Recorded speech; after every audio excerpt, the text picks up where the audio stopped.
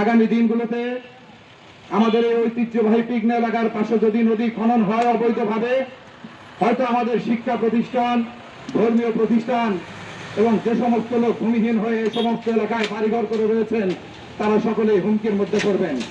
হয়তো আগামীতে আমাদের আর দাঁড়ানোর কোনো জায়গায় থাকবে না।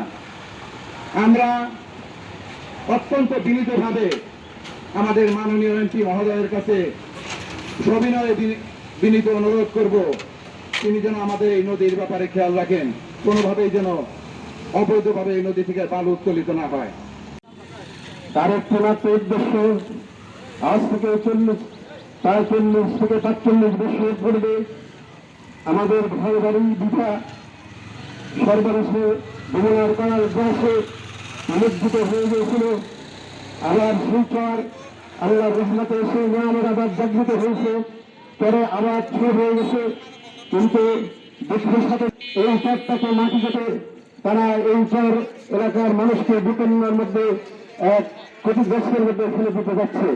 এই জন্য আমরা সরকার এমপি মহোদয়ের কাছে আমাদের আকুল আবেদন, আমাদের এই দাবি, আমাদের এই প্রাণের দাবি, যাতে এই বালু ব্যবসায়ীরা এই চর কেটে নষ্ট না করতে পারে, সেই জন্য আমরা সবিনয় অনুরোধ জানাচ্ছি।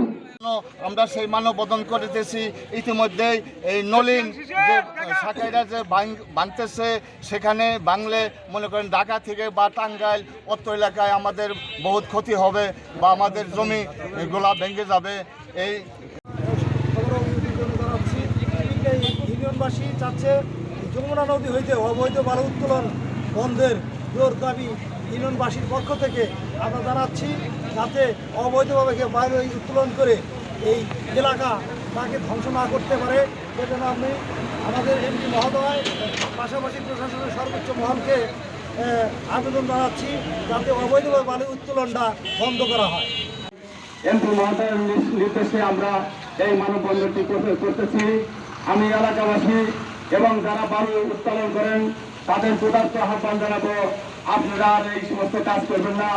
আমাদের এলাকার স্বার্থকে জলাঞ্জলি দিয়ে আপনারা এলাকার এই জমি এবং এলাকার সম্পদগুলো নষ্ট করবেন না। আমি শুধু মিডিয়া ভাইদেরকে বলবো,